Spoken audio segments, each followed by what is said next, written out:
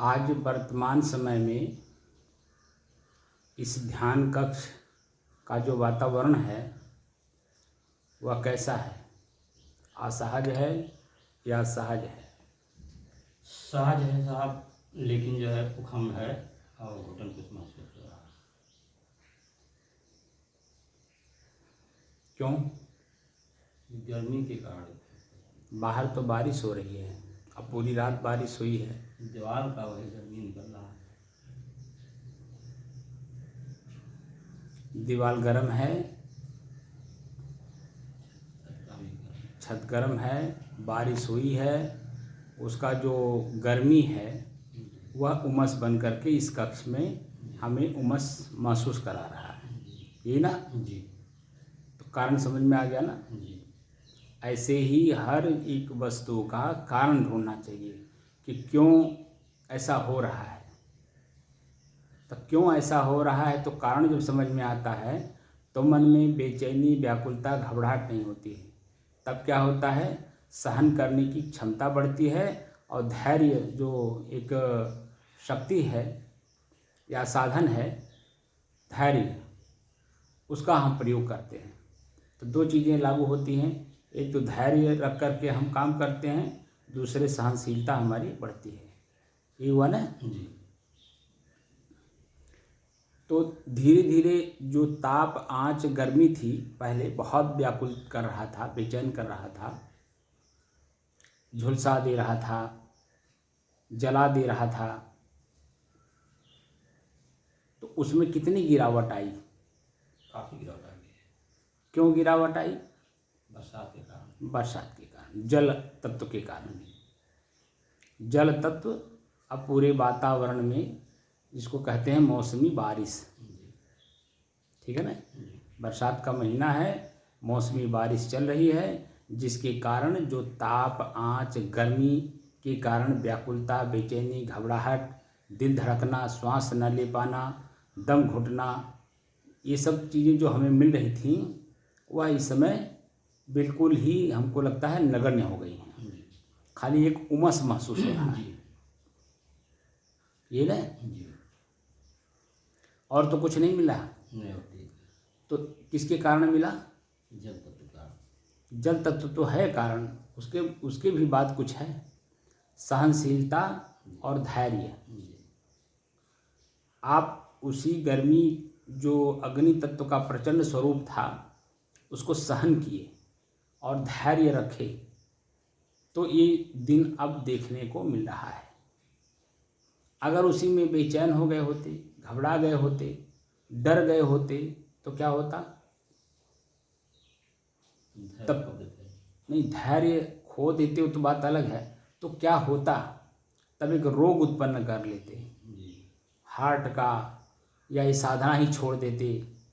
जो सदैव के लिए दुख सुख से मुक्त होने के उपाय ढूंढ रहे थे, वो उपाय ही छोड़ देते, जिसको साधना कहते हैं।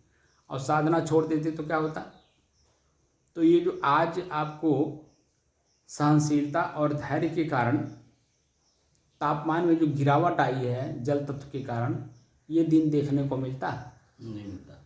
देखने को तो मिलता, और भी लोग देख रहे हैं, ऐसा नहीं देख रहे हैं, लेकिन साधना की पद्धति से जो हम अपने आप को जानने की कोशिश कर रहे हैं, और ये ताप, आँच, गर्मी, व्याकुलता, बेचैनी, घबराहट हमारे बीच का रोड़ा था, मुझे अपने आप तक नहीं जाने दे रहा था, उससे हमको अलग कर देता।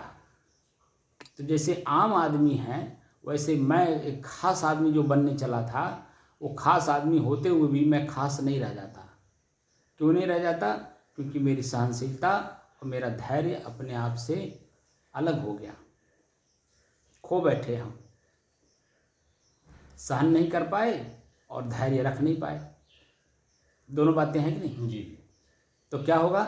जैसे थे हम पहले, उससे भी नीचे चले गए। जहाँ थे, कुछ खोज रहे थे, वो खोजना भी बंद हो जाता,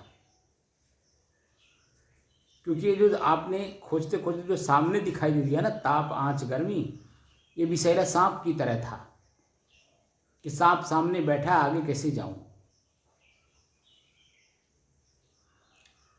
बस आप धैर्य रखिए और वहीं स्थिर हो जाइए। तो देखिए धीरे धीरे, क्योंकि प्रकृति का जब नियम है परिवर्तन, तो सांप एक जगह बैठा रह जाएगा? नहीं चलता है। 1 मिनट भी सांप, वो भी विषैला सांप, जी कहीं एक जगह स्थिर नहीं रहते हैं।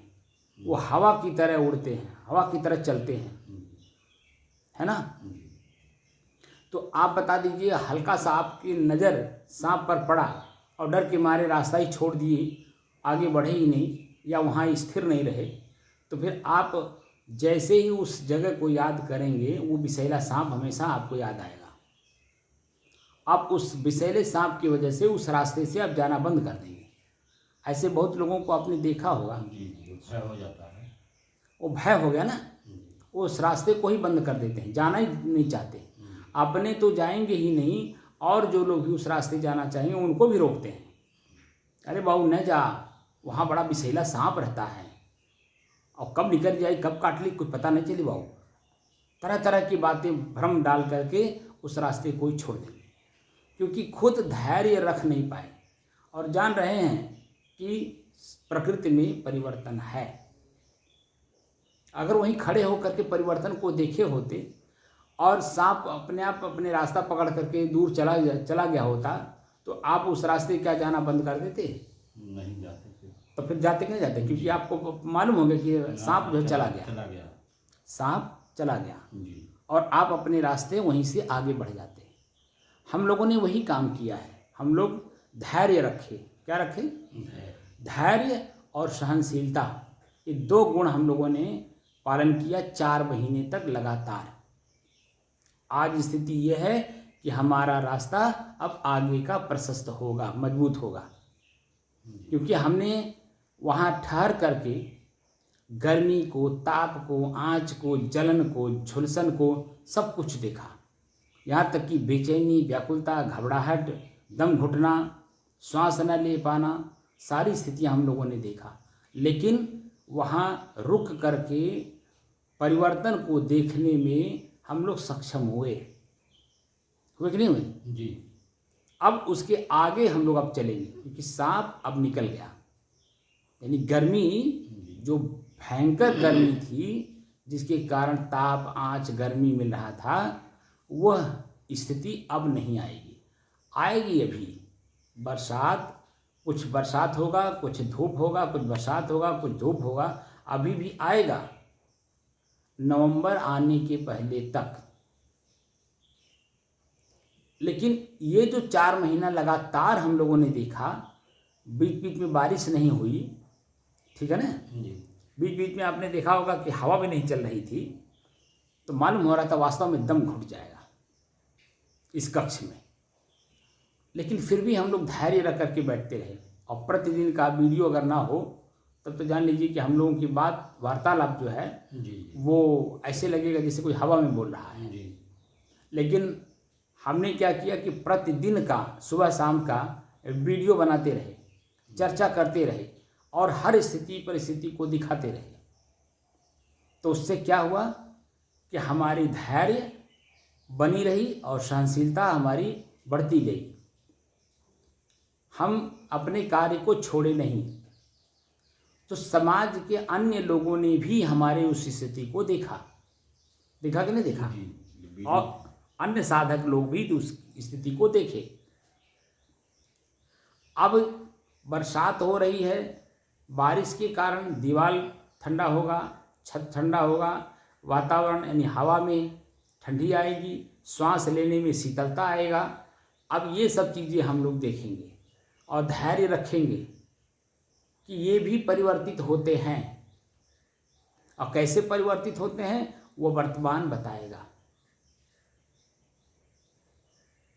लेकिन हम अपनी एक रास्ता, स्थिरता, शांत और शुद्धता का परिचय अपने आप में हम रखे रहें, क्योंकि मेरे में कुछ है नहीं। ये जो दृश्य देख रहे हैं, ये दृश्य और दृष्टा का अभ्यास हो रहा है। दृश्य अपने आप में देखिए परिवर्तित हो रहा है, लेकिन मैं दृष्टा, साक्षी, शुद्ध, शांत, एक रस और स्थिर महसूस हो रहा है कि नहीं? जी जी हो रहा है। अपनी स्थिरता का, एक रसता का, शांत का और शुद्धता का एकदम बोध हो रहा है कि नहीं? जी सामान्य जीवन में जी जो असामान्य जीवन साधना की होती है वो तो है ही है, लेकिन सामान्य जीवन में भी हम एक रस हैं, क्योंकि ये दृश्य परिवर्तित हो रहे हैं। यही नज़र एक बार परम प्रिय पुत्र पर पड़ता है, यही नज़र एक बार परम प्रिय अपने बहुओं पे पड़ता है, नातियों पर पड़ता है, अपनी जमीन जायदाद पर पड़ता है, अपनी कमाई पे पड़ता है, अपने नात बात हित मित्र पर पड़ता है। लेकिन यही दृश्य अपने माने हुए दुश्मन पर भी तो पड़ता है, अपने न माने हुए जमीन पर भी तो पड़ता है। हम जिस दर से गुजरते हैं वो हमारा सब कुछ इलाका थोड़ी है, जिधर से गुजरते हैं वो जो सारे आदमी दिखाई देते हो मेरे परम प्रिय थोड़ी हैं, लेकिन उन पर भी मेरा नज़र पड़ता है। तो दृश्य बदल रहा है कि नहीं? दृश्य बदलता है तो भाव बदलता है कि नहीं? हमारी क्रियाएं बदलती हैं कि नहीं? आंतरिक संरचना बदलती है कि नहीं? जी बदलता है। तो वो जो बदलते हुए दृश्य को हम देख रहे हैं, तो क्या वही मैं हूँ? वह दृश्य है, प्रकृति है, प्रकृति में अपने आप में स्वतः हो रहा है, यह आभास हमको करना है। क्या करना है? यह सब ना मेरे परम प्रिय पुत्र है, ना मेरी परम प्रिय बहू है, ना नाती है, ना हमारे गांव गढ़ी के लोग हैं, ना हमारे नात बात हैं, कोई नहीं मेरा है। सब अपने अपने कर्मों के अनुसार जो मैं ढूंढ रहा हूँ वही वो भी ढूंढ रहे हैं। वो अंधकार में ढूंढ रहे हैं, मैं प्रकाश में ढूंढ रहा हूँ। अब यही अंतर हो रहा है। वो सभी लोग भी वही ढूंढ रहे हैं जो आप ढूंढ रहे हैं, लेकिन किसी एक अच्छे सुज्ञ जीव संत से आपका पाला पड़ गया है, इसीलिए प्रकाश में आप ढूंढ रहे हैं। और वह किसी का संगत नहीं ले रहे हैं, इसलिए मनमानी ढूंढ रहे हैं। तो कहाँ ढूंढ रहे हैं? अंधकार में ढूंढ रहे हैं। तो अंधकार में आप हाथ मारते रहिए, क्या कुछ मिलेगा? सामने वस्तु होते हुए भी अंधकार में दिखाई नहीं देता है, क्योंकि काला होता है, और काले में यह नेत्र काम नहीं करता है, तो कुछ चीज दिखता नहीं है। तो भ्रम हमारा बना ही रहेगा। सामने वस्तु होते हुए भी मुझे दिखाई नहीं देगा, मैं प्राप्त नहीं कर पाऊंगा। लेकिन उसी में एक दीपक जला लीजिए, किसी की बात मान करके कि दीपक भी कुछ होता है, दीपक जलाओ। दीपक जलाओगे, निश्चित तौर पे जैसे दीपक जलेगा वस्तु सामने दिखाई देगा, आपको पकड़ने, छूने और दौड़ने की जरूरत नहीं, वो अपने आप दिखाई देगा। आप उसका उपयोग कर लीजिए जिस वस्तु को आप ढूंढ रहे हैं। तो बाहर की वस्तु बाहर ही रहेगी, बाहर ही प्रयोग होगा, और भीतर की वस्तु भीतर ही रहेगी, भीतर से बाहर होगी ही नहीं। और वह मैं स्वयं ही हूं। लेकिन स्वयं अपने आप का होने का आभास नहीं है, वो दृश्य आभास करता है, यही मैं हूं। जैसे पुत्र पर नजर पड़ता है तो क्या महसूस होता है? मैं ही हूं, मेरा ही पुत्र है, मेरे अनुसार चलता है। लेकिन थोड़ा सा आप तर्क दे करके दूसरे के पुत्रों को भी देख लीजिए, जो अपने पिता की बात नहीं मानते, जो अपनी माता की बात नहीं मानते, मनमानी चलते हैं, उनको भी देख लीजिए। और अपने को तुलना करिए कि जो ये मेरा पुत्र मेरी बात क्यों मान रहा है, और उनका पुत्र उनको क्यों नहीं मान रहा है। तो जब तुलनात्मक अध्ययन करेंगे तो जो कमियां होगी ना वो अपने आप आपको दिखाई देगा, और जो विशेषता होगा वो भी आपको दिखाई देगा कि मेरा पुत्र मेरी बात क्यों मानता है, या उनका पुत्र उनको क्यों नहीं मानता है। कारण क्या है? तो कारण जैसे ही ढूंढने की कोशिश करेंगे वैसे तुरंत पता चल जाएगा, और वह कारण का निवारण कर दीजिए। कारण का निवारण कर दीजिए, अपने आप एकदम शांत, और अपने आप का आभास होगा कि मैं स्वयं अपने आप में हूँ। ये दृश्य हैं, ये दृश्य कब परिवर्तित हो जाएंगे, कैसे परिवर्तित हो जाएंगे, कब अनुकूल हो जाएंगे, कब प्रतिकूल हो जाएंगे, कोई पता नहीं है। सामने वाले का पुत्र प्रतिकूल परिस्थिति उत्पन्न कर रहा है, वो दुखी हैं। मेरा बेटा मेरे अनुकूल है, मैं सुखी हूँ, ऐसा क्यों? तो पूर्व उसमें कई चीज़ें आपको जुड़ा हुआ मिलेगा। जैसे अग्नि तत्व के कारण हम लोगों को कई चीज़ें जुड़ी हुई मिली थी ना, जी ऐसे इसमें भी कई चीज़ें जुड़ी हुई मिलेंगी।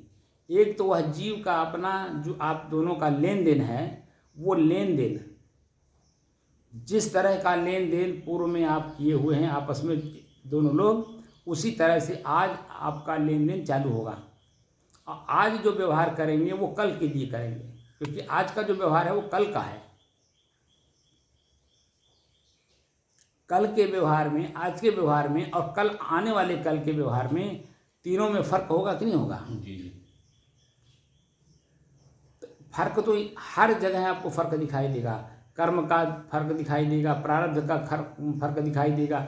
वर्तमान की हमारी बोली भाषा, रहन सहन, खान पान अपने तरह हम सबको मानते हैं, इसीलिए वो लोग अनुकूल मान रहे हैं। हम अपने विशेष खाएं, परिवार के सदस्यों को विशेष ना समझें, उनको विशेष चीज़ें ना खिलाएं, तो आपको जो है कुछ मानेंगे, उनकी भी वृत्ति उसी में दबती चली जाएगी।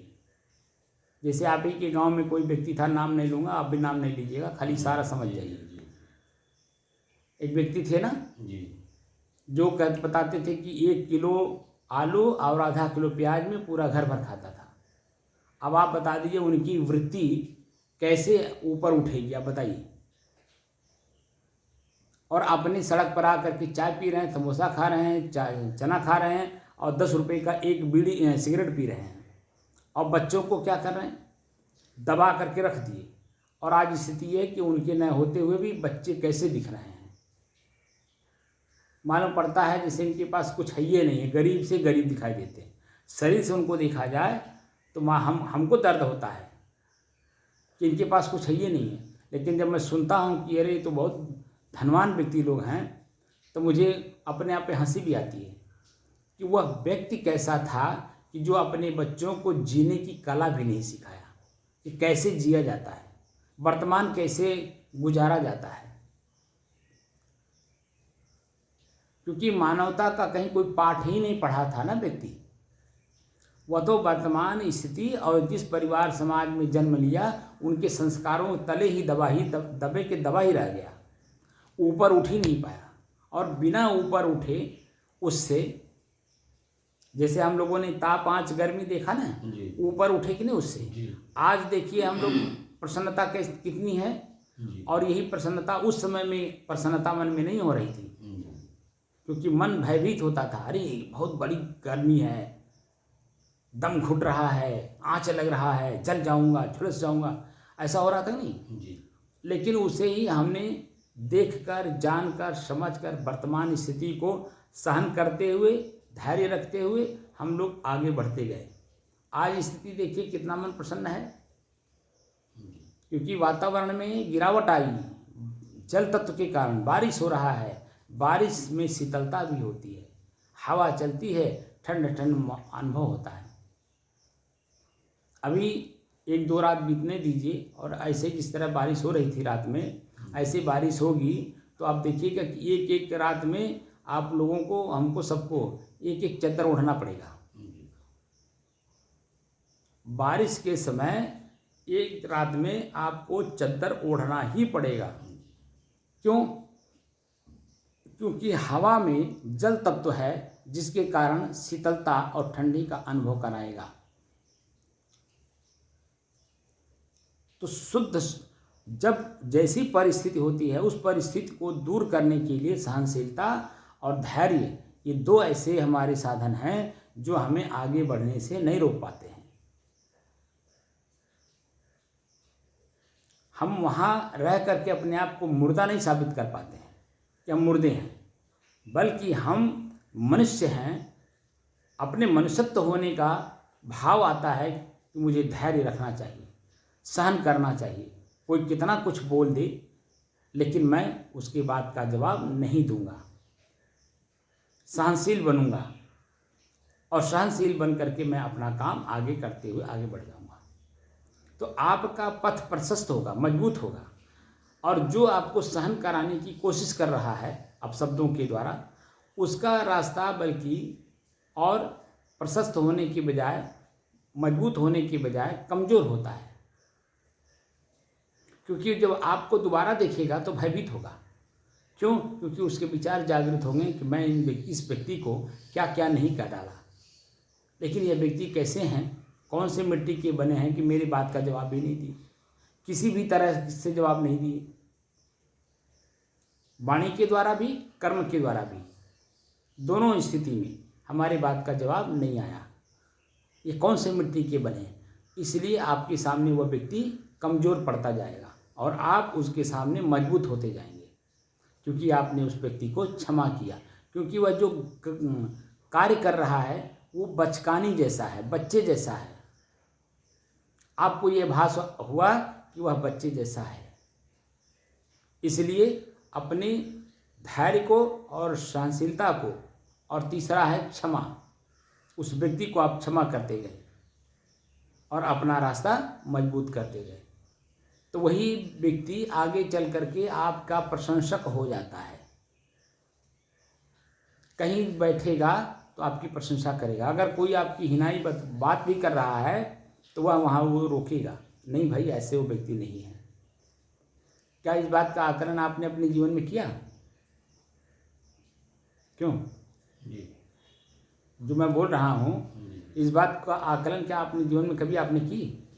नहीं किए होंगे।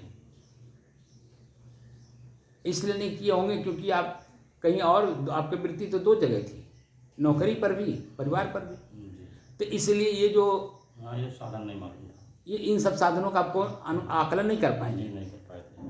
लेकिन हम लोग जो है संत लोग हैं, हम लोग तो इस चीज़ का आकलन प्रतिदिन कर रहे हैं, क्योंकि मेरे सामने बहुत सारी ऐसी घटनाएं होती हैं, हम लोग नज़रअंदाज करते हैं। कान से सुनते भी हैं आप शब्दों को, आँख से देखते भी हैं हमारे व्यवहार को, हमारे साथ व्यवहार करने वाले किस तरह के व्यवहार कर रहे हैं हम लोग आँख से देखते हैं, और कान से वो शब्द क्या बोलता है कान से हम लोग सुनते भी हैं। तो हम लोगों की स्थिति मजबूत हो रही है, लेकिन वो जो व्यक्ति बोला है वो मेरे सामने दोबारा खड़ा नहीं हो पाता है, इसीलिए क्योंकि वह अपने ही स्थिति को कमज़ोर कर लिया है। और हम लोगों को क्या, हम लोगों के पीछे तो कोई है नहीं, इसीलिए हम अपनी स्थिति में मजबूत होते जाते हैं। और जो हमारा लक्ष्य है मोक्ष है, उसमें हमारी स्थिति मजबूत हो रही है, क्योंकि हमें मोह का नाश करना है, ना किसी से राग करना है, ना किसी से द्वेष करना है। तो हम मध्यमार्गी लोग अपने मध्य मार्ग का उपयोग करके आगे बढ़ते चले जा रहे हैं। न किसी से राग है, न द्वेष है। मोह माने आसक्ति, किसी चीज में आसक्ति भी नहीं है और किसी में हमारा द्वेष भी नहीं है। अरे मिल गया तो खा लिए, नहीं मिला तो अपना शांत रहे, मिल गया बैठ लिए, नहीं तो अपना चलते रहे। मिल गए प्रिय अपने अनुकूल व्यक्ति मिल गए तो दो चार शब्द सत्संग का कर लिए, नहीं मिले तो चुप हो जाए। तो हम लोग मध्यमार्गी ही लोग हैं, अपने मध्य मार्ग में लगातार चलते रहेंगे, क्योंकि हमें क्या, हमारा लक्ष्य क्या है? मोक्ष, निर्वाण, कैवल्य, स्वरूपी स्थिति, आत्म स्थिति।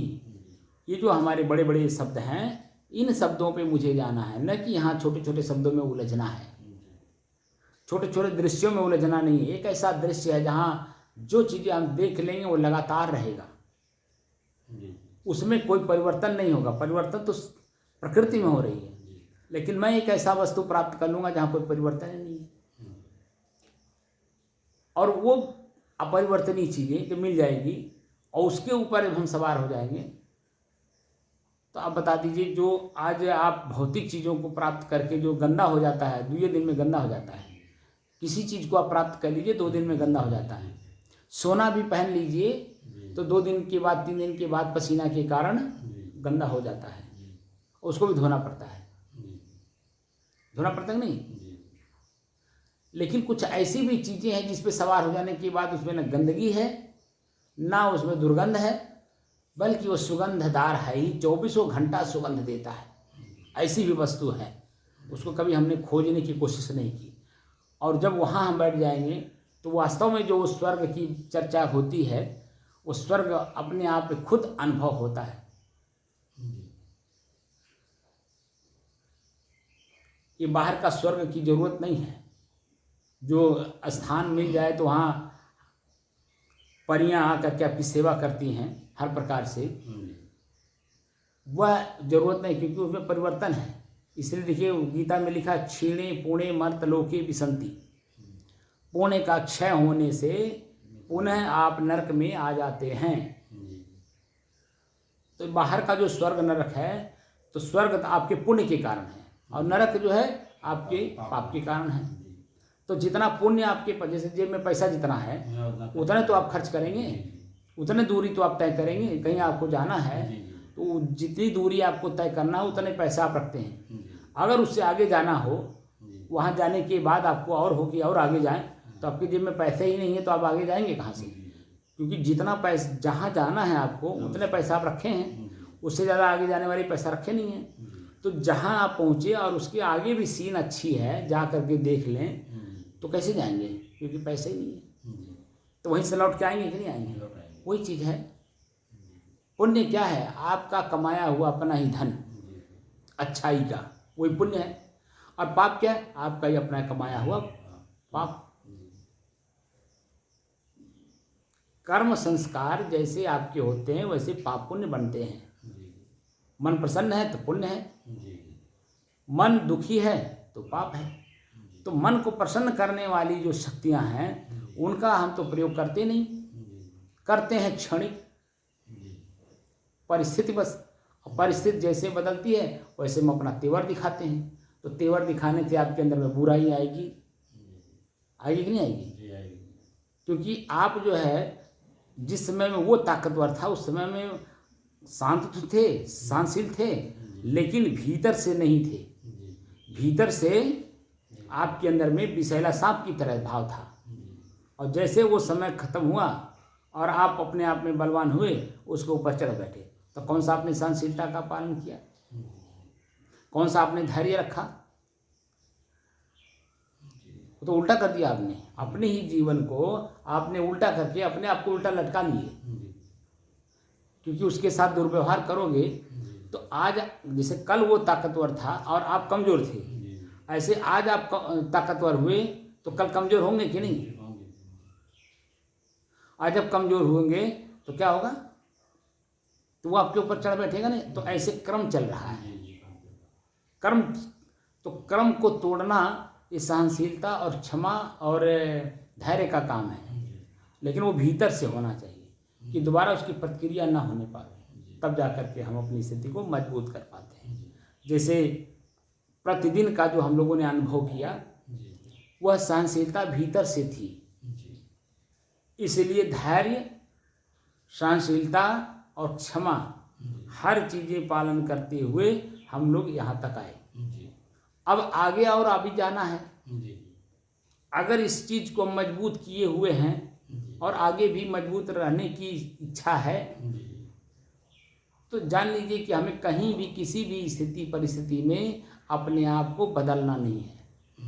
तब हमारा धैर्य जीवन पर्यंत स्थिर होगा और ये शरीर छूटने से पहले आपकी मन दशा आपको बताएगी कि आपने क्या काम किया है। जैसे सुबह से शाम तक हम लोग कार्य करते हैं और धैर्य रखते हैं, ठीक, किसी की बात का कोई जवाब हम लोग नहीं देते हैं, तो शाम को सोते समय आप देखेंगे मन प्रसन्न रहता है। अगर आपने किसी की बात का प्रतिक्रिया दे दिया है तो अपने मन भयभीत भी होता है कि आपको नहीं कहना चाहिए था, वो तो कह दिया तो कोई बात नहीं, वो तो बच्चा था, वो तो कह दिया, लेकिन आपको नहीं कहना चाहिए था। ये अपना ही मन अपने ऊपर हावी होकर के हम ही को समझाता है। हमारा ही नौकर, हमारा ही सलाहकार, ठीक है, हम जिसको सलाहकार अपना रखे थे वो मुझे सलाह देता है कि आपको ऐसा नहीं करना चाहिए था, और अपने करवाया है, अपने ही करवा करके हमसे, और अपने ही हमें सलाह देता है कि आपको ऐसा नहीं करना चाहिए था। अरे हम लोग तो सलाहकार हैं, निर्णय तो आपको लेना था। ऐसी सी बात बोल करके आपको आपकी वृत्ति को दबा देता है। ये अंदर से अनुभव होता है, लेकिन ये सब अनुभूति तब होती है जब हमारा चंचल मन पहली बात तो एकाग्र हो, स्थिर हो, और स्वयं अपने आप में शांत रखने का, इस मन को शांत रखने का भाव आपके अंदर में हो, या उस तरह की व्यवस्था आपने सीख ली हो कि हमारा मन हमारे ऊपर शांत रहे, हमसे नीचे रहे, मैं जो इसको आदेश दूँ वही माने, ये मेरे ऊपर हावी ना हो, ये मुझे आदेश ना दे। अगर ऐसा भाव आ जाएगा या उसकी क्रिया ऐसी आ जाएगी, आप फिर वो काम नहीं कर पाओगे। तो क्या होता है कि मन जब हमारा शांत रहता है तो ये सब चीज़ें हमें दिखाई देती हैं, स्पष्ट दिखाई देती हैं। लेकिन मेरा मन है चंचल, क्षण क्षण बदलता रहता है दृश्य के अनुसार। तो क्षण क्षण जब बदलते रहेंगे आप गिरगिटान की तरह, तो आप बता दीजिए आपकी स्थिति मनुष्य जैसी कहाँ बनेगी। तो मनुष्य में शरीर में होते हुए भी हम मनुष्य हैं ही नहीं, क्योंकि हम दृश्य के साथ बदल रहे हैं। वो काम तो पशु पक्षी कृमि कीड़ा सभी लोग कर रहे हैं, अपने समय की इंतजार करते हैं, समय आता अपना काम कर लेते हैं। लेकिन मनुष्य समय का जो मांग है उसको भी पलट देता है। जब पलटता है तब वो विशेषज्ञ होता है, और जब तक वो पलटता नहीं तब तक विशेषज्ञ होता नहीं है। हम साधु नहीं बना रहे हैं, किसी को भी नहीं बना रहे हैं, लेकिन साधु जब तक बनोगे नहीं, आप ना वैज्ञानिक हो सकते हो, न आप समाज के कोई जिम्मेदार पद पर आप काम कर सकते हो। साधु तो बनना ही पड़ेगा, व्यवहारिक तौर पर भी, और अगर आप मोक्ष चाहते हैं तो भी।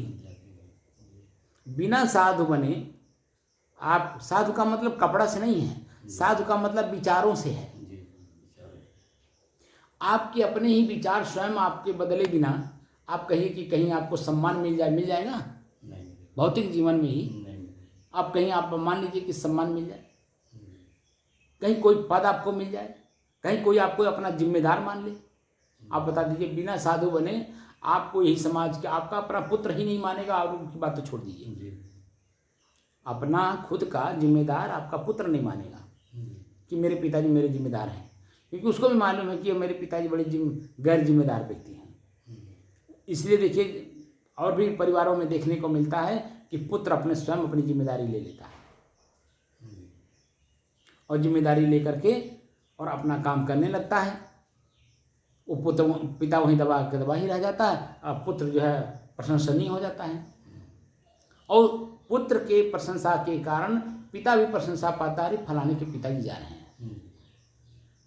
जो कि पुत्र को पिता की हैसियत से जाना चाहिए, लेकिन पिता ने ऐसा कार्य किया है कि पिता की वजह से पुत्र का भी नाम दबा सा रह गया। लेकिन पुत्र ने ऐसा काम किया, अपने आप को तो उभारा ही, अपने पिता का भी नाम रोशन कर दिया।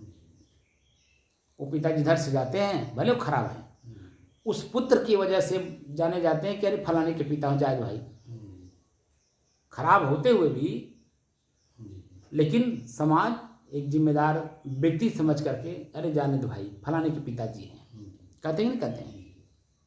तो इसलिए आपको हर जगह हर स्थिति में साधु बनना ही पड़ता है। बिना साधु बने, साधु का मतलब सज्जनता से है, सज्जनता से मतलब विचार से है, विचार से मतलब है वर्तमान परिस्थिति को बदलने से। वर्तमान परिस्थिति आपकी इंद्रियां आपको अपनी तरफ आकर्षित करती हैं। जैसे आँख देखा, किसी के 1 लाख रुपया रखा है, 10,000 रखा है, 5,000 रखा है, 200 रखा है। अगर आँख ने देखा और मन बना कि अरे यार कोई है नहीं, पता नहीं किसका है, उठा के जेब में रख लो। अगर आपने जेब में रख लिया तो चंचलता प्रकट कर दी, और अगर आपने नहीं ली बल्कि वहीं बैठ गए उसकी सुरक्षा में कि जिसका हो वही ले जाए, हर आदमी ना उठाए, या ले करके वहीं बैठ जाइए, या जिसका हो उसके घर पहुंचा दीजिए। तो देखिए आपकी स्थिति परिस्थिति बदल जाएगी। जैसे अभी मैं सोशल मीडिया पे देख रहा था, एक रिक्शा वाला था, ई रिक्शा वाला,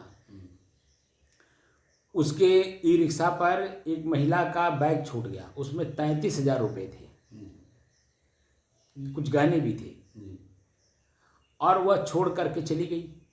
और जब चली गई तो उसका मन व्याकुल हुआ, जब घर पहुंची तो जब नहीं देखी तो। लेकिन ये जो ई रिक्शा वाला था वह तुरंत चौकी पर गया, और चौकी पर जा कर के सिपाही को दिया, जो चौकी इंचार्ज थे उनको दिया।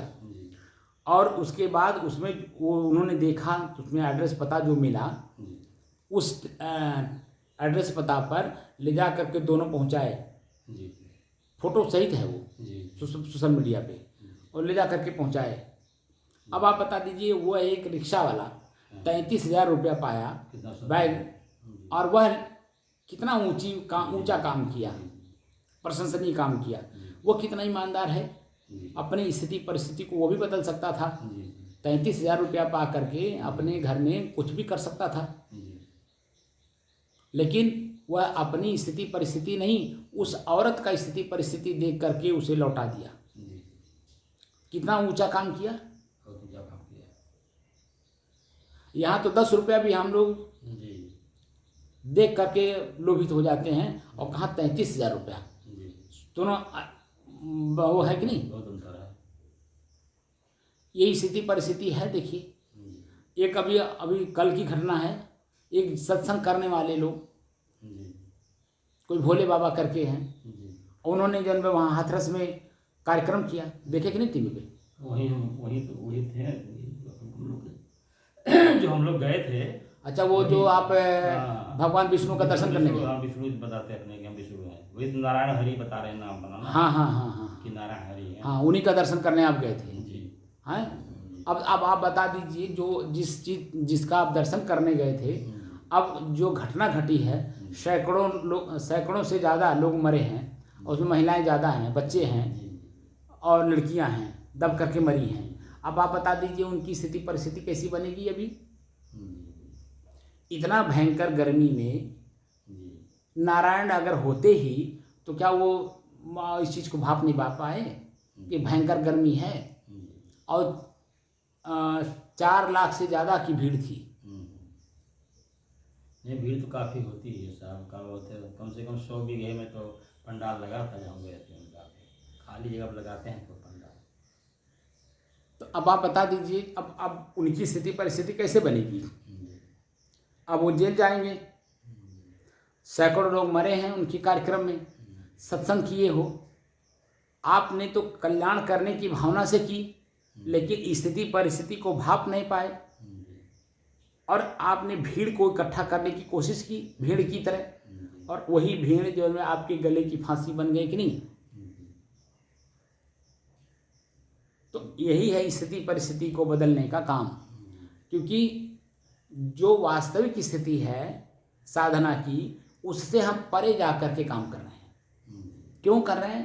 क्योंकि हम भौतिक युग को देखना चाहते हैं, और जनता को समझ रहे हैं कि भीड़ है, हम जिधर चाहेंगे उधर नचा देंगे, ये बेवकूफ़ हैं। लेकिन आप बता दीजिए, जो स्थिति परिस्थिति बनी, अब आप बेवकूफ़ बने या जनता बेवकूफ़ बनी।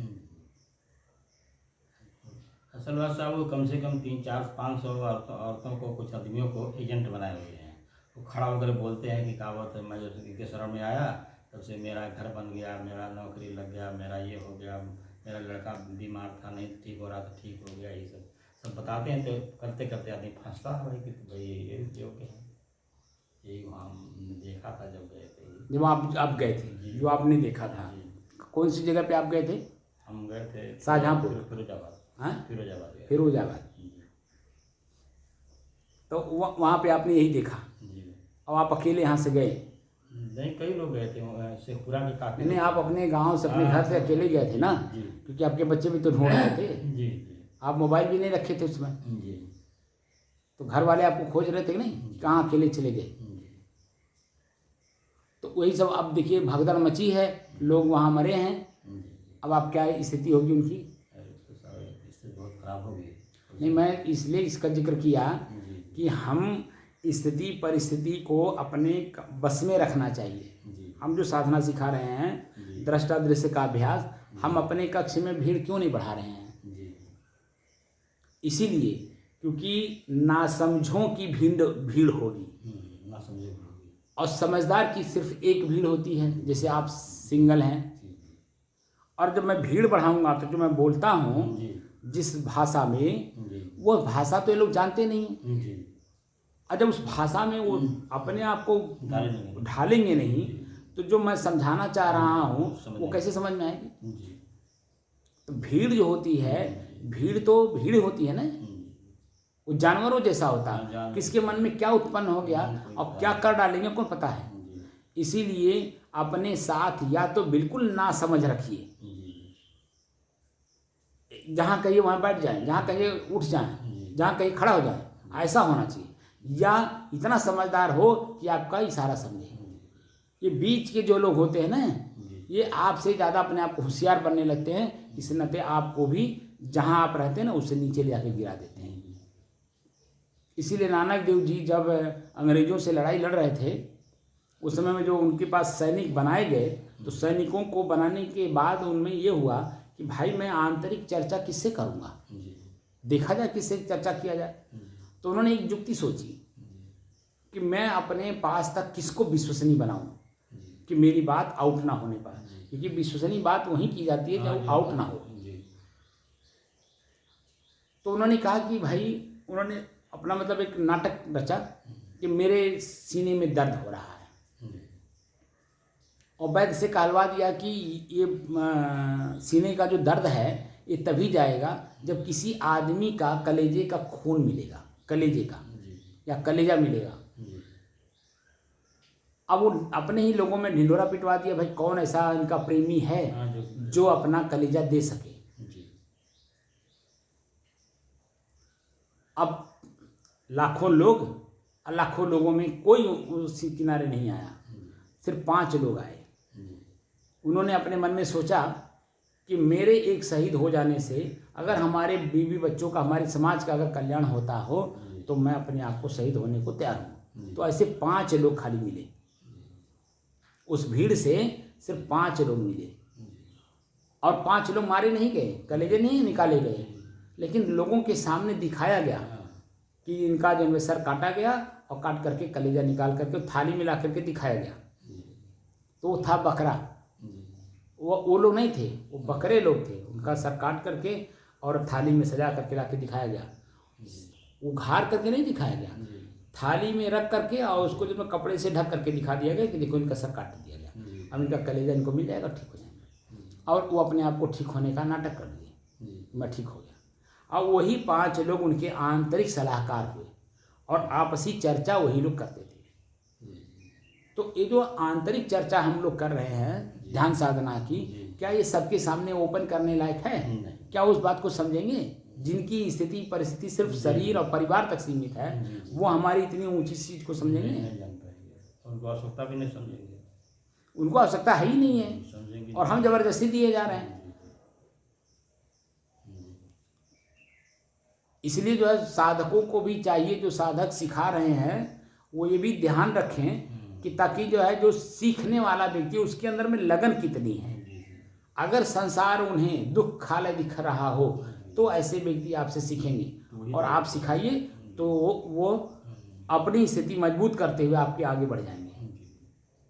लेकिन जिनको संसार दुखालय नहीं दिखाई दिया, परिवार समाज और अपना शरीर में ही आसक्त हैं, तो ऐसे लोगों को अगर आप ये इतनी ऊंची चीज़ें दे देंगे तो वह आप अमृत दे रहे हैं, और वो ले जा करके नाली में ढकेल देगा।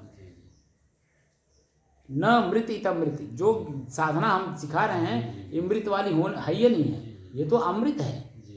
वहाँ मृत्यु है ही नहीं। मृत्यु का मतलब भय, भय से निर्भय किया जा रहा है कि आप कोई दृश्य नहीं हो, वो दृश्य के दृष्टा हो, वो वर्तमान की स्थिति है, प्रकृति में हो रहा है, आप में नहीं हो रहा है, लेकिन आपने उस प्रकृति के दृश्य को अपने मान लिए, इसलिए आपका दोष है। आप इसलिए भयभीत हो क्योंकि उसको आपने मान लिया। इसलिए आपको उसको मानना नहीं है, बल्कि दृष्टा दृश्य का अभ्यास करना। वो दृश्य आपको क्या दे रहा है? मन भयभीत हो रहा है, पीड़ित कर रहा है, दुखी कर रहा है, या मन प्रसन्न हो रहा है, आनंदित हो रहा है, सुखी हो रहा है, क्या हो रहा है? जो कि आप दोनों नहीं हो, ना दुख हो ना सुख हो, दोनों के मध्य की जो स्थिति आपकी है वह आप हो। बात समझ में? तो जो मेरा जो मूल तत्व है, मूल तत्व मेरा नींद अवस्था है, और उस अवस्था का मैं अनुभव नहीं कर पा रहा हूँ।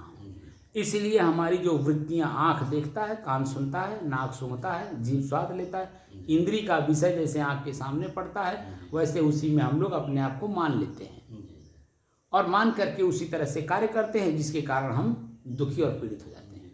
तो मेरा पीड़ा क्या है? दृश्य, और मेरा सुख क्या है? दृश्य। लेकिन इन दोनों से परे जा करके जब मैं अपने आप को जानने की कोशिश करूँगा तो मेरा मोक्ष होगा, क्योंकि मैं ना दुख हूँ ना मैं सुख हूँ, ना मैं नरक हूँ ना मैं स्वर्ग, मुझे कुछ नहीं चाहिए, मुझे स्वयं अपने आप की स्थिति चाहिए। तो मेरी स्थिति नींद जैसी बनेगी, वह भी कब, जब हम दोनों वृत्तियों से ऊपर उठेंगे तब। ठीक है।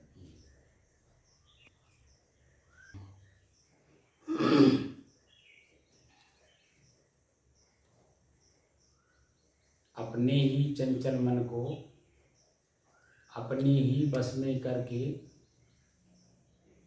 एकाग्रता, स्थिरता एवं स्वयं अपने आप में शांति का अनुभव करने के बाद प्रसंग चल रहा है स्वयं मैं कौन हूँ।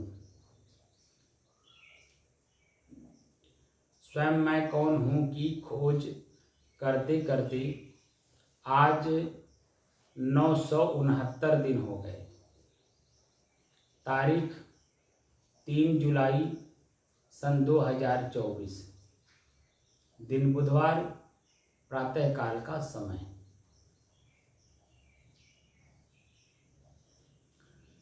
तो जो वर्तमान में इस ध्यान कक्ष का वातावरण है वह सहज है जी।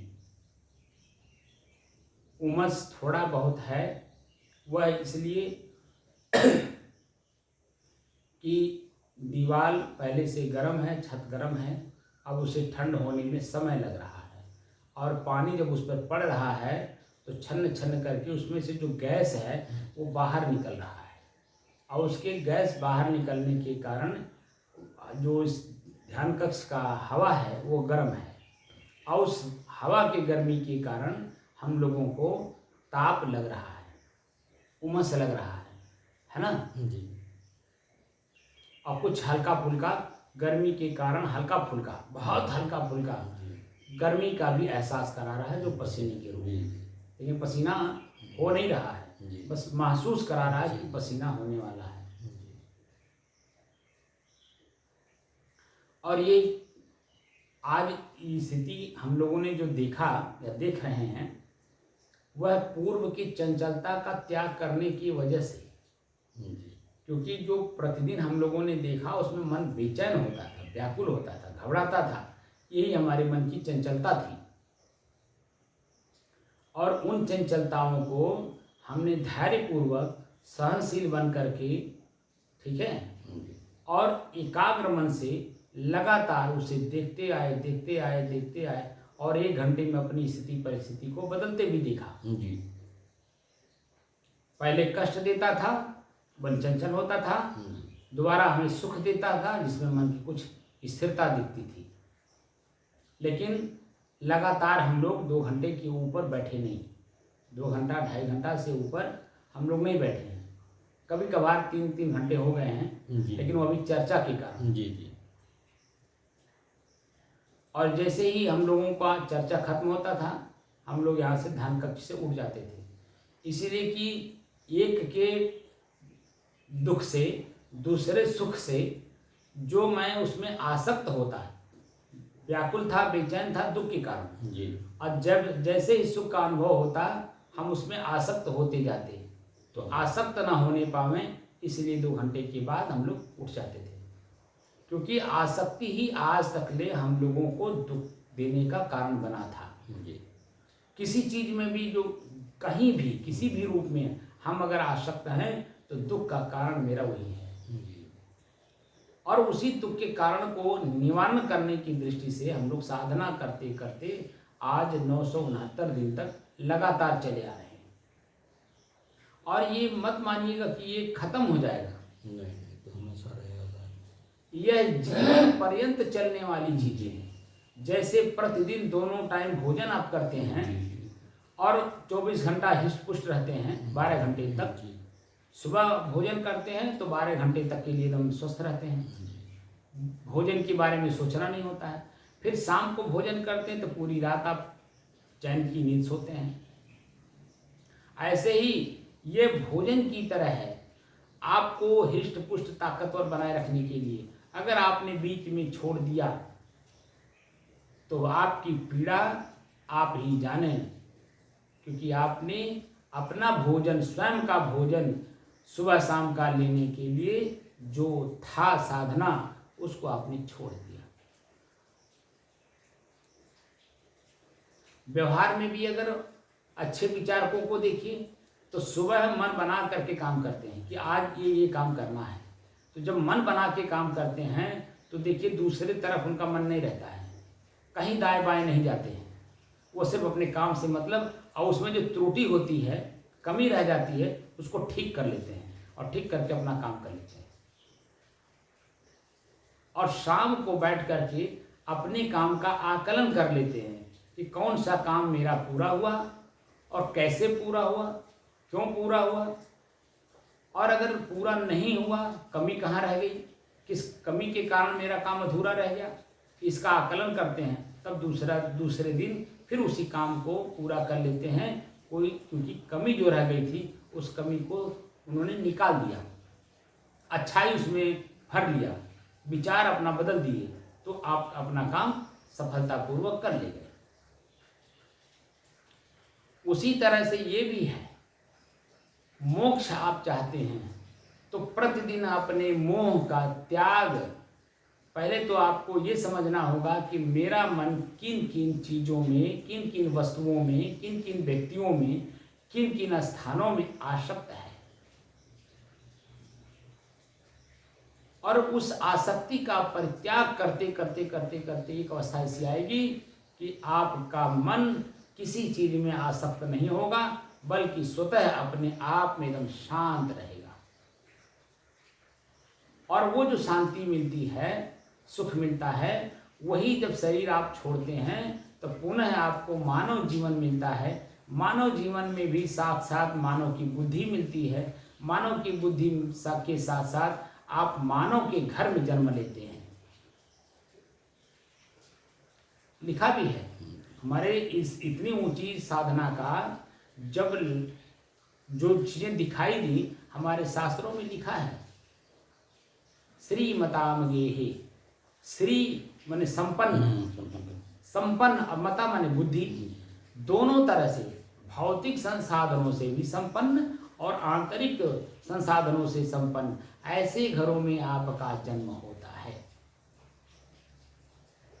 और वहां से आगे जाने का रास्ता आपको मिल जाता है, यानी मोक्ष की तरफ, क्योंकि वहां आसक्ति किसी की रहती नहीं, सिर्फ स्वयं आप रहते हैं। लेकिन जब शरीर धारण होता है, संस्कार फिर मिलने लगते हैं, तो जो आज का संस्कार मोक्ष की ओर जाने वाली थी, वो थोड़ा सा डिले हो जाता है। और अगर उसमें आसक्त हो गए तो वहीं से आप जो है नीचे चले जाते हैं, और अगर आसक्त नहीं हुए तो वहीं से आप ऊंचे की तरफ चले जाते हैं। जैसे महात्मा बुद्ध, जब आप एक अच्छे राजा के घर में जन्म लिए, लेकिन उनका पूर्व जन्म का संस्कार उनको अपनी तरफ खींचा, वह देखिए स्वयं मोक्ष हुए, और स्वयं के साथ साथ लाखों लोगों को उन्होंने मोक्ष का उपदेश दिया। लेकिन वही उनका एक सगा भाई और भी था ना, क्या नाम था उसका, जो वो हंस को मार दिया था तीर से, राजकुमार देवदत्त, देवदत्त। तो देवदत्त और महात्मा बुद्ध में दोनों सगे भाई थे, दोनों एक ही घर में पैदा हुए थे। देवदत्त जो कि बड़ा था, और साथ साथ जो है, अब आप देखिए कि वह उसमें आसक्त हो गया, किसमें, राजशाही में, राजशाही ठाट में आसक्त हो गया, और वो वहीं से नीचे चला गया। और महात्मा बुद्ध उसमें आसक्त नहीं हुए, तो देखिए आज पूरे विश्व में महात्मा बुद्ध, महात्मा बुद्ध, महात्मा बुद्ध, 40 देश ऐसे हैं जहां बौद्धिस्ट रहते हैं, सरकारें वहां की बौद्धिस्ट हैं।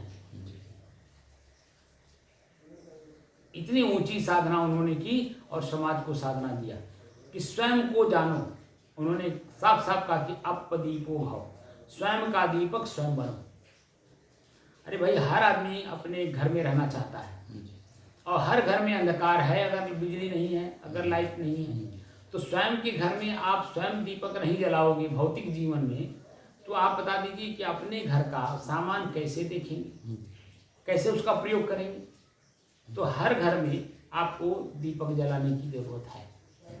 ऐसे ही घट घट में भी दीपक जलाने की जरूरत है। जी हमारा जो घट है, शरीर है, जी इसके भीतर भी दीपक जलाने की जरूरत है। अब वह दीपक हमारा है तर्क शक्ति। जी क्या है? तर्क शक्ति। तर्क शक्ति। मैं दुखी क्यों हूँ, जी तो तर्क हुआ कि नहीं, मैं क्यों दुखी हूँ। क्यों जो शब्द है ये तर्क है। जी और यही आपको अपने ही दुखी होने का साधन बताता कि इस कारण से दुखी हो, तो इसका निवारण कैसे हो। जी तो इस कार्य को करने से इसका निवारण हो जाएगा। और जैसे ही आपने उस कार्य को किया, निवारण हो गया, तो सुखी भी तो आप ही हुए। वर्तमान में दुख आप प्रकट कर रहे हो, देख रहे हो, जान रहे हो, समझ रहे हो, अपने आप को मान भी रहे हो।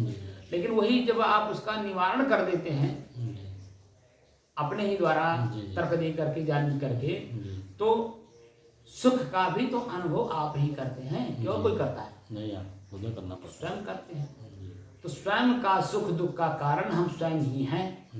और स्वयं के सुख दुख का कारण हम समझ नहीं पाते, इसलिए जो है हम उसी में कभी सुख का अनुभव करते हैं, कभी दुख का अनुभव करते हैं, उसी में ओतप्रोत रहते हैं। लेकिन उससे मैं अलग हूँ ये नहीं हो पाता। और वही जब अपने आप को अलग अनुभव कर लीजिए, तो सुख दुख आपके दाएं बाएं का खेल है। एक आएगा एक जाएगा, एक आएगा एक जाएगा। तो अलग से मेहनत करके आपको सुख लेने की जरूरत नहीं पड़ेगी। तो आपकी स्थिरता यथावत बनी रहेगी, तो किसी चीज में आसक्त नहीं होगी। तो मैं जो साधना सिखा रहा हूँ, इतनी ऊंची साधना ले जाने की कोशिश कर रहा हूँ कि ताकि आप अपने आप को समझ सको कि मैं हूँ कौन। इसी शरीर में, क्या ये शरीर ही मैं हूँ? अगर शरीर ही मैं होता तो शरीर के साथ जाता ना। लेकिन जब मैं शरीर छोड़ता हूँ, प्रत्यक्ष देखने को मिलता है, तो मैं तो नहीं जाता, यानी शरीर नहीं जाता है, मैं चला जाता हूँ। मैं कहाँ गया कुछ पता नहीं। तो स्वयं जानना होता है कि मैं कहाँ जा रहा हूँ। तो कैसे जानेंगे? एक दो पन्ने का एक कागज ले लीजिए, या एक ही पन्ना ले लीजिए, बीच में डिवाइड कर दीजिए। एक तरफ पूरा अच्छाई लिखिए, दया, क्षमा, संतोष, धैर्य, विचार, विवेक, भक्ति, नम्रता, कोमलता, जितनी भी अच्छाई है एक तरफ लिखिए। एक तरफ बुराई लिखिए उसी पन्ने पे, और अपने आप को आकलन करिए कि मेरे अंदर में दया कितना है, मेरे अंदर में क्षमा कितना है, मेरे अंदर में सहनशीलता कितनी है, मेरे अंदर में विचार कितने हैं, मेरे अंदर में विवेक कितने हैं।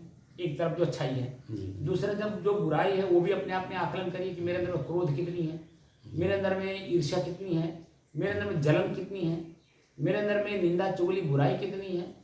जब इस तरह से आकलन करेंगे, तब टटोल करके देखेंगे कि मैं किस जन्म में जाने के लिए तैयार हूँ।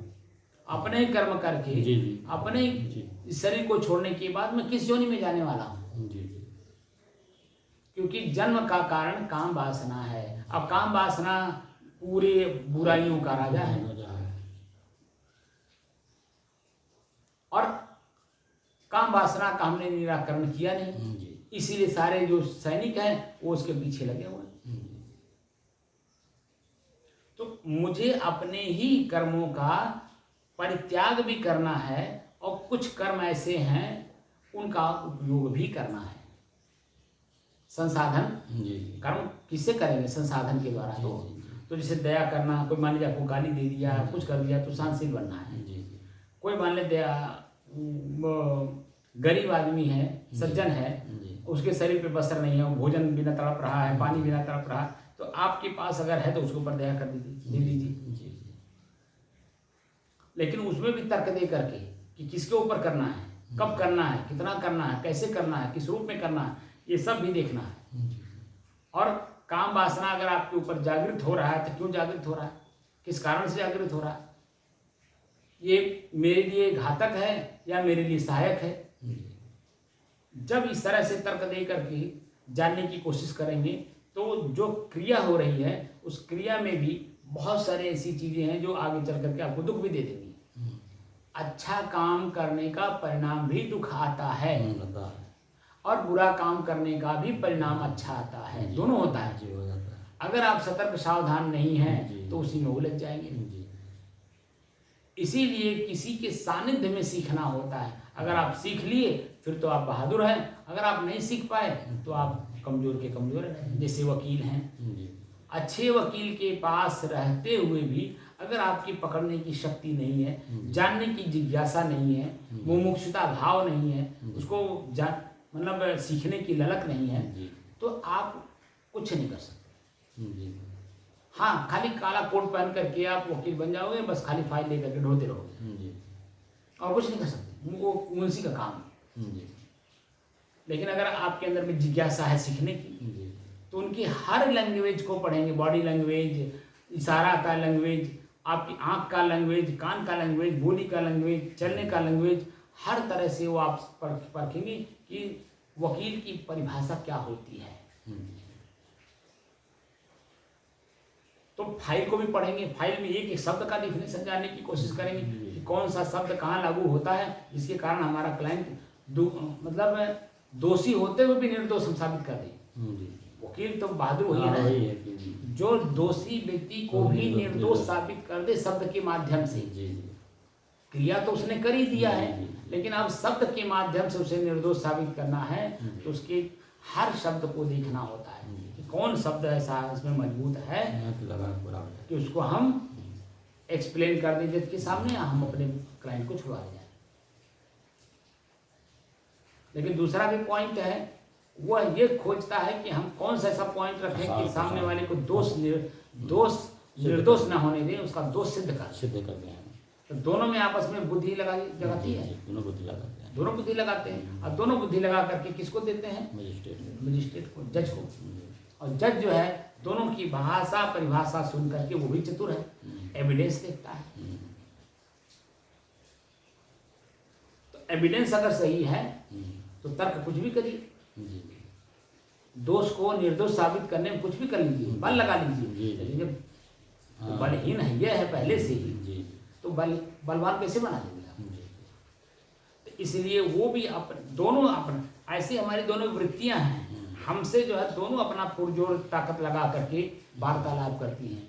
लेकिन अगर मैं मजबूत हूँ अपने आप में, तो दोनों वृत्तियों को समझ करके और किसका परित्याग करना है, किसको रखना है, किसका प्रयोग करना है, वो हम कर लेंगे और जजमेंट दे देंगे। तो हमारी वृत्तियाँ भी हमसे कभी दोषी नहीं होती, पश्चाताप में नहीं जाती।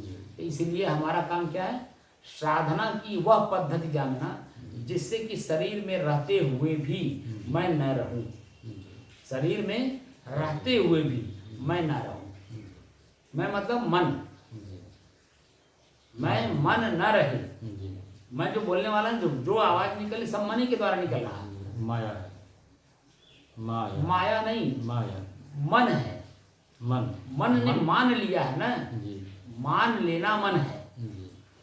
तो मैं जो चर्चा कर रहा हूं, मैं मान लिया हूं कि ये साधना आपके लिए उपयुक्त है, इस साधना के माध्यम से आप अपने तक पहुंच सकते हैं। ये माना हुआ चीज है ना, ये मैंने मान लिया है।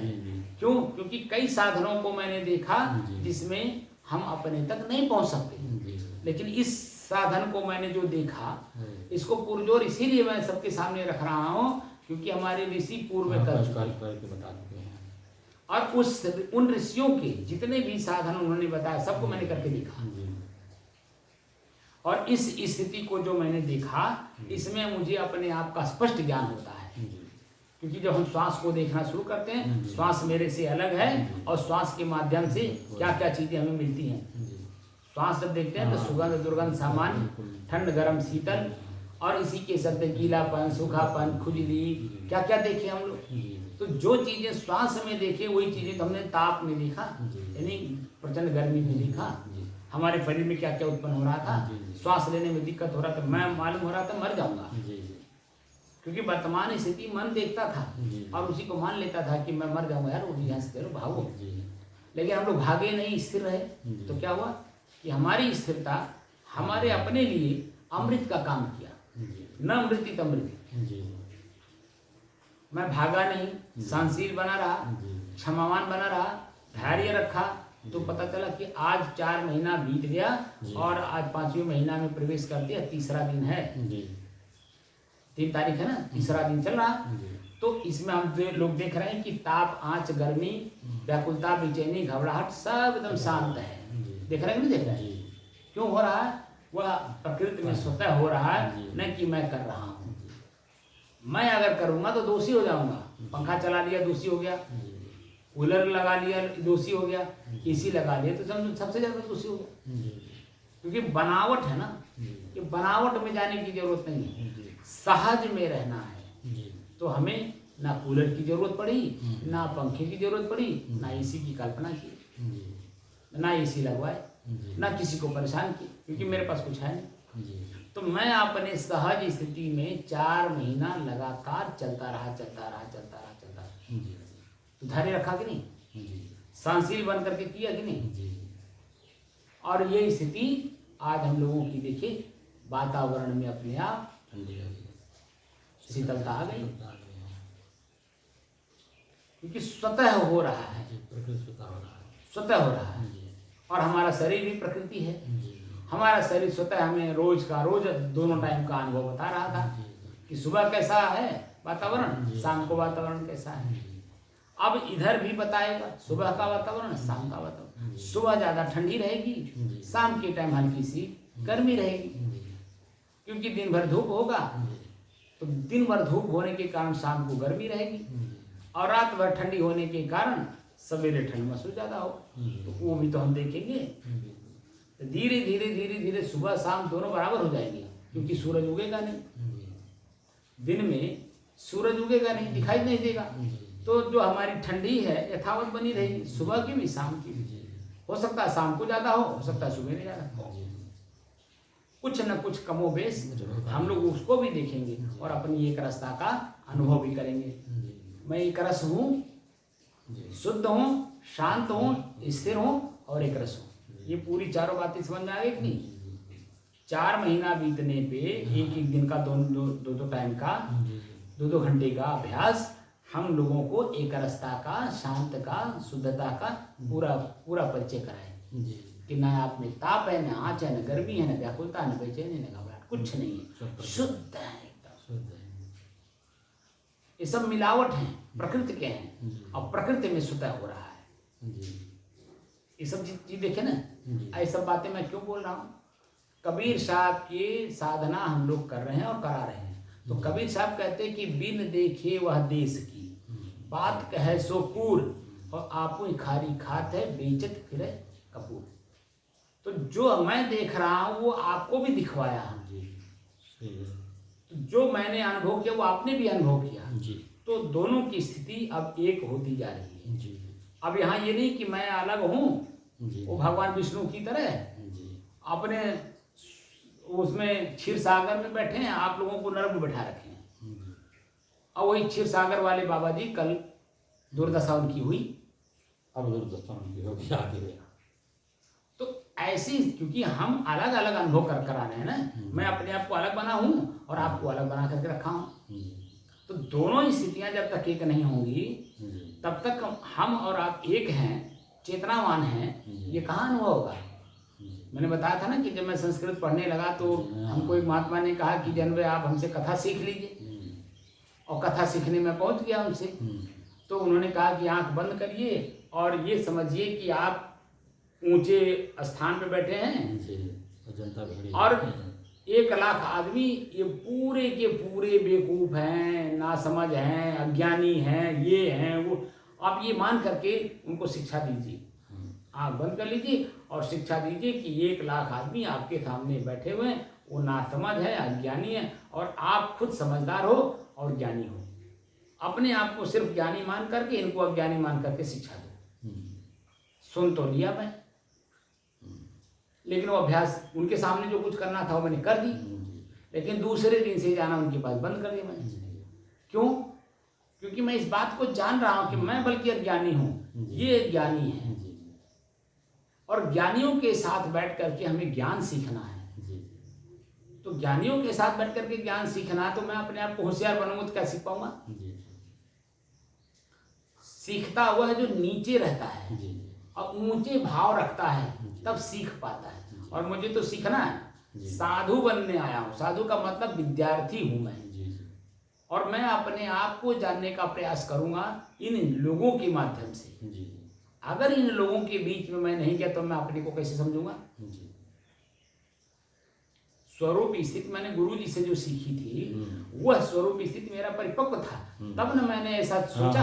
जी अगर वो स्वरूप स्थिति मेरी परिपक्व ना होती तो उनकी बात मान लेता और जिस उद्देश्य से वो बात कर रहे थे वह उद्देश्य मैं पूरा करता, यानी खाली जनता को बेवकूफ बना के धन इकट्ठा करता उनका। और मेरी वृत्ति जो है ऊपर जाने की बजाय उसी में फंस जाती। वो दलदल है, धन दलदल है, मोह दलदल है। किसी चीज में अगर आप आसक्त हो गए तो दलदल में गए, और दलदल में तो सभी लोग फंसे हुए हैं। दलदल में सभी लोग फंसे हुए हैं और मैं भी उसी दलदल में था। उसी दलदल से निकलने के लिए किसी सुखी जीव का सहारा लिया, जिसको संत कहते हैं। अगर उनकी सिखाए हुए चीजों पे मैं चल करके अपने आप को ऊंचे नहीं ले गया तो मैं भी तो जहां था वहीं रह गया, बल्कि और नीचे चला गया, क्योंकि फिर दोबारा ये चीजें प्रिय नहीं लगेंगी। सत्संग, स्वाध्याय, चिंतन, मनन, है ना, ये सब चीजें प्रिय नहीं लगेंगी। क्योंकि जो कहा भी जाता है कि गोबड़ौरा और भंवरा दोनों देखेंगे एक ही जैसा लगते हैं, देखने में काले और दोनों का शारीरिक संरचना एक जैसी होती है, लेकिन दोनों में मित्रता हो गई, गोबड़ौरा में और भंवरे में। तो भंवरा जो है अपने फूल पे ले जाने की कोशिश की, तो वो दोनों वार्तालाप जब होती है तो वो जो गोबड़ौरा है वो बोलता है कि गोबड़ौरा कभी न बैठे फूल पर। उसका आदत ही है कि गोबड़ौरा कभी न बैठे फूल पर, जब बैठे मलमूत्र। गोबड़ौरा जो है फूल पे नहीं बैठता है, वो बैठता है मलमूत्र पर। और क्या कहता है, गोबड़ौरा कभी न बैठे फूल पर, जब बैठे मलमूत्र, और हमारे कुल की रीत यह है, जहां बाप गए तहां पुत्र। हमारे बाप दादा जहां गए होंगे वहीं मैं भी जाऊंगा, तो तुम्हारे कहने से फूल पे क्यों जाके बैठूं? और जो कि भंवरा बेचारा इस पे दया करने की कोशिश कर रहा है कि तू गोबड़ौरा है, तू थोड़ा सा ऊपर उठ जा, फूल पे आके बैठ, यहाँ पे कितना सुगंधी है, कितना जन्म यहाँ पे खुशबू है, कितनी मन प्रसन्न रहता है, ज्यादा कुछ करना नहीं होता है, खाली फूल पे बैठो, उसका आनंद लो। और फूल भी जन्म कोमल कोमल होता है, उसका आनंद लो। लेकिन वो ससुरा कहता है कि तुम मेरे बराबर आओ, मैं वहां नहीं जा सकता, तुमको आना हो तो आओ। ये स्थिति है। तो ये जो रुपया पैसा धन दौलत पब्लिक से कमाने की कोशिश कर रहे हैं वो गोबड़ौरा हैं, और अपने जहां थे वहीं सबको भी ले गए। तो संत वहां तो जाएगा नहीं। संत तो अगर संत अपने हैसियत में है, अपने फूल पे बैठेगा, भौरे की तरह रहेगा, वो हर फूल पर बैठेगा, वहां से थोड़ा थोड़ा जो है फूल का सुगंध ले लेकर के अपना मंडराते रहता है कि कोई अगर सुख जीव मिल जाए मेरे जैसा बनने की कोशिश करे तो बन जाए। तो इसी नाते गोस्वामी तुलसीदास जी ने लिखा कि संत मही विचरत यही हेता। संत जो है संसार में भंवरे की तरह विचरते रहते हैं, जड़ जीवन को करहि सचेता। तुम ये जो शरीर को मान लिए हो, ये तुम शरीर नहीं हो, इस शरीर के तुम मालिक हो, तुम चलाने वाले हो, तुम ड्राइवर हो, इसको भोगता हो। तुम अपने आप को समझने का प्रयास करो, तुम जहां हो उससे थोड़ा सा ऊपर उठने की कोशिश करो। तो जो थोड़ा बहुत पूर्व का कमाई किए रहता है वो संत की भाषा परिभाषा को हल्का सा समझने की कोशिश करता है, और जैसे जैसे समझने की कोशिश करता है वैसे वैसे जब ऊपर उठते चले जाता है। जो हम लोग काम किए हैं वो ऐसे ही काम किए हैं। जब शुरुआती दौर में हम लोग तो कुछ जानते नहीं थे, मैं तो व्यक्तिगत कह रहा हूँ, मैं कुछ नहीं जानता था।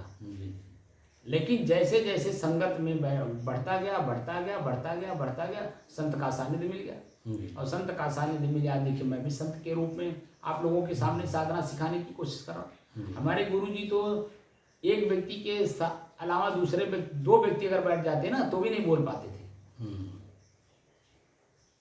इतना अपने आप में एकदम लीन रहते थे। वो ज्यादा इधर उधर की बातें नहीं करते थे। जिस तरह मैं लाखों के बीच में बोल लेता हूँ ना, हमारे गुरुजी नहीं बोल पाते थे, लेकिन हम लोगों को दोनों चीजें दे गए, इसलिए कि आज मेरे पास हो तो मैं आपको हर कला सिखा दूँ, क्योंकि आप हमेशा मेरे साथ नहीं रहोगे। जी या तो आप पहले चले जाओगे या तो मैं पहले चले जाऊंगा, तो अकेले तो रहना ही पड़ेगा। मैं अगर चला गया तो आपका देख रेख कौन करेगा? तो अपना देख रेख हमें स्वयं करना है। तो स्वयं का देख रेख स्वयं करने के लिए हर कला आना जरूरी है। इसीलिए उन्होंने झाड़ू लगाने से लेकर के ध्यान साधना तक की सारी विधियां उन्होंने हम लोगों को सिखाया और सिखा करके हम लोगों को परिपक्व कर दिया। इसलिए हम लोग लाखों के बीच में भी बोल लेते हैं, वही बात बोलते हैं जो मेरे मन में है। मैं कोई अलग से बात नहीं करता हूँ, जो मैंने खुद देखा है, जाना है, समझने की कोशिश की है और जो समझ में आया है वही बात बोलने की कोशिश करता हूँ। आपकी समझ में आए ना आए मैं नहीं जानता, लेकिन जो मेरे समझ में आया है मैं वही बात बोलता हूँ। क्योंकि कबीर साहब के सिद्धांतों के अनुसार बिन देखे वह देश की बात कह सकूँ। मैं वही बात बोलने की कोशिश करता हूँ जो मैंने देखा है, जो मैंने जाना है, जो समझने का प्रयास किया है और प्रयास में जो मुझे मिला है वो मैं आपके सामने रख रहा हूँ। अब आपकी बुद्धि वहां ना पहुंचे तो मैं क्या करूँ? जैसे 4 महीने तक आपने भी मेरे साथ रह करके देखा, जो मैंने देखा वही आपने भी देखा। तो कोई कल्पना वाली बात बोला? नहीं, कोई कल्पना नहीं बोली। कोई कल्पना कल्पना तो तब होती, प्रैक्टिकली है सब। कल्पना तो तब होती जो मैं देखता, आप नहीं देखते। अब यहाँ 4 महीना आपने भी देखा, मैंने भी देखा एक ही स्थिति को, तो कोई कल्पना की बात हो बताइए? कोई कल्पना नहीं सर। तो साक्षात है कि नहीं? तो इसमें तो कबीर साहब की साखी सिद्ध हो रही है कि हम लोग वही काम कर रहे हैं जो सामने दिखाई दे रहा है और सामने दिखाई दे रहा है कि दृश्य परिवर्तित हो रहा है। प्रतिदिन प्रति 2 घंटे जो हम लोग बैठते हैं, 1 घंटे तक कैसी स्थिति रहती है, 1 घंटे के बाद दूसरे घंटे की स्थिति कैसी होती है। पहला घंटा हम लोगों का आपने देखा होगा एकदम पर्याप्त मात्रा में दुख मिलता है जी, बल्कि दुख के ऊपर पीड़ा भी मिलता है, अपने आप पे आत्मग्लानि भी होती, कहाँ बैठा हूँ मैं। लेकिन दूसरा घंटा लगते लगते ये सारी स्थितियां अपने आप सामान्य हो जाती थी और सुख का अनुभव होता था, आनंद का अनुभव होता था, परम आनंद का अनुभव होता था और मन करता था कि कुछ देर और बैठे। लेकिन पहला घंटा मन करता था उठ के भाग जाए, इस कक्ष में क्यों बैठे हैं, जो ताप मिल रहा है, आँच मिल रहा है, जलन मिल रहा है, दम घुट रहा है, मर जाएंगे, जल जाएंगे, एक मुठ्ठा राख हो जाए, ऐसा भाव होता था नहीं। प्रतिदिन दिखा हम लोगों ने और प्रतिदिन दूसरे घंटे में दूसरा घंटा पूरा होते होते मन एकदम प्रसन्नचित, आनंदित, शांत, स्थिर, एक रस का अनुभव होता था। धैर्य की शक्ति हम लोग पास थी, धैर्य की शक्ति से हम लोग पार हुए। अब आप समझ लीजिए कि आप में धैर्य की शक्ति थी या मेरे में धैर्य की शक्ति थी कि मैं बैठा करके आपको लाया। आप बैठा कर लाया तब तो धीरे धीरे आप अगर अपने व्यक्तिगत करते तो नहीं कर पाते, लेकिन साक्षात होने के कारण मैं भी बैठ रहा हूँ। जिस दिन नहीं मैं बैठा था उस दिन आप अपने आप को बताइए कि आपका मन कितना जन शांत स्थिति में बैठता था तब। तो मेरी इसीलिए कहा जाता है कि जो हम सोचते हैं ना वाइब्रेट करता है और सामने वाले के ऊपर उसका असर डालता है। तो मैं जो है बिल्कुल शांत हो तो आपका मन कैसे शांत नहीं होगा? लेकिन जब मैं यहाँ नहीं सीट पे रहता था तो आपका मन चंचल रहता था, क्योंकि मैं यहाँ नहीं हूँ इसलिए आपके मन शांत नहीं है, क्योंकि घबराता था, अरे कैसे अकेले बैठूँ, दम घुट रहा है। तो 10 मिनट 15 मिनट आधा घंटा पहले उठ के चले थे ना सर। एक दिन भी आप गए तो आखिर मन की चंचलता प्रकट हुई कि नहीं हुई? और जब मैं बैठे रहता हूँ तब देखिए कितना बज गया, 7:15 हो गया। 7 बजे हम लोगों को जाना चाहिए, 15 मिनट एक्स्ट्रा हो गया कि नहीं हो गया? उस दिन साहब जो है ये लोग बैठ के लेते खट करते थे तो थोड़ा सा डिस्टर्ब हो। कोई बात नहीं, हमें नहीं कह रहे हैं, मैंने मन की स्थिति बता रहा हूँ, मैं आपको थोड़ी ना दोषी कर रहा हूँ। हम मन की दोष बता रहे हैं कि मन कैसे दोष दे करके हमको अपने पद से च्युत करता है। कि मैं कह रहा हूँ मन तो चाहता है च्युत करना, तब ये कुछ करना भी नहीं चाहता है और संसार का सबसे बड़ा धन भी लेना चाहता है, कैसे पा जाएगा? तो मन की स्थिति जो है हमारी डामाडोल होते हुए खुद अपना देख रहे हैं कि हमारी मन स्थिति कब हमारे अनुकूल रहती है, कब हमारे प्रतिकूल हमें करके हमें अपने पद से हमें कब दुख में ले करके ढके देती है। जो मेरा सुख है उस सुख में वो देखना नहीं चाहती है, दुख में ले ढके देती है। तो हम दूसरे के बजाय हम अपने मन के ऊपर एकदम बिल्कुल साक्षात इसके ऊपर सवार रहें, और जब तक सवार आप मन पर नहीं होंगे तब तक ये मन आपको कब कहाँ पटकेगा मालूम नहीं। समझ रहे हैं? तो मन के ऊपर हमें हावी होना है, और मन मेरा है, न कि मैं मन हूँ। जो कुछ भी मैं करता है, ये मन करता है। जो मैं हूँ तो शांत हूँ, शुद्ध हूँ, उसमें कुछ मैं करने की कई ताकतें नहीं है। जैसे नींद अवस्था में आप जब रहते हो तो कहीं बोलने की, देखने की, सुनने की कहीं तो कोई ताकत रहती है, कुछ चलने की ताकत रहती है, कुछ करने की ताकत रहती है। वहाँ तो कुछ है ही नहीं है। जब हम अपने आप में नहीं रहते हैं, मन की स्थिति हमारे ऊपर हावी होती है, तब पैर चलता है, तब हाथ कुछ करता है, तब मुंह बोलता है, तब आँख देखता है। उसी को चेतना कहते हैं, और चेतना प्रकृति का गुण है, और वो अभी अग्नि तत्व है। तो स्वयं जलेगा, हमको भी जलाएगा। तो मैं तो कभी जल नहीं सकता, लेकिन फिर भी जलाने की कोशिश करता है। यानी 24 घंटा में एक आध 2 बार ऐसा मन खिन्न हो जाएगा, ऐसा अपने आप ही घृणा होता है कि यार कैसे, क्या बताऊं, ये कैसे हमसे हो गया, कैसे हमसे हो गया। हमारा मन हमसे करा देता, और हम ही से करा के हम ही से पूछता कैसे कर दिया, क्योंकि चंचल है ना, और हम ही से करा के हम ही से फिर पूछता भी है। तो हमको ऐसा काम नहीं करना है, हमको बल्कि अपने आप की जो स्थिति है उस स्थिति में मन को ले ढालना है। यानी कुछ कराना नहीं से, खाली इसको दिखवाना कि तुम देखो, इसका परिणाम देखो, बस परिणाम जैसे देखेगा वहाँ से भागेगा, तो अपनी तरफ लौटेगा, हमारी तरफ लौटेगा। हमारी तरफ जब लौटेगा तो जान, जैसे जब लड़का आप नहीं रोके और वो अग्नि की पकड़ने की कोशिश की, तो जैसे अग्नि को पकड़ेगा तो जलेगा कि नहीं जलेगा, और जैसे जलेगा तो तुरंत भाग करके आपकी तरफ आएगा, अपने आप भाग करके आपके पास आएगा। आपको बुलाने की, पकड़ने की जरूरत नहीं है। जैसे ही वो पकड़ा अग्नि को, जला, पट से आपकी तरफ भागेगा।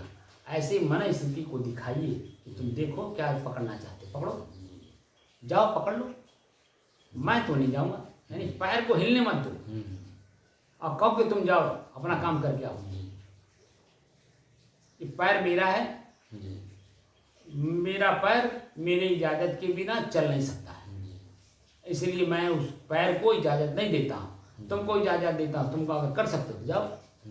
तो फिर मन मसूर करके अपने आप फिर लौटेगा। अच्छा भाई आप कह रहे हो तो मान लेता हूँ। जब इतना दृढ़ता आपके अंदर में आ जाएगी, तब धीरे धीरे धीरे धीरे आप अपने आप में शांत, अपने मन को करने में सक्षम हो जाएंगे।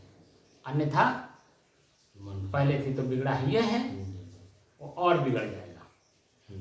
इसीलिए साधना अगर करना है तो अपने आप को मान के चलिए कि मुझे संसार में पुनः लौट के नहीं आना है, इसीलिए मेरा ना कोई हित है, ना कोई मेरा दुश्मन है। तब जाकर के आपकी स्थिति मजबूत होगी, और अपनी मजबूती ही संसार की सबसे बड़ी मजबूती होती है ना। ठीक है, अब कुछ देर बैठ लिएगा।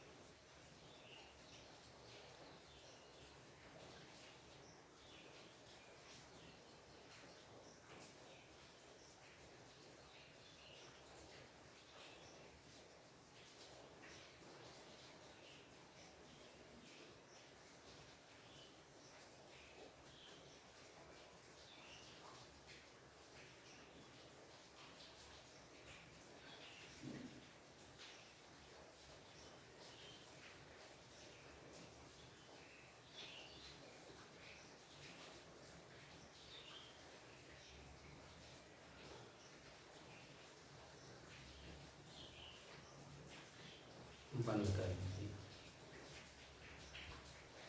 तो बात समझ में आ गई कि नहीं? जी आ रही है। आ गई ना? जी।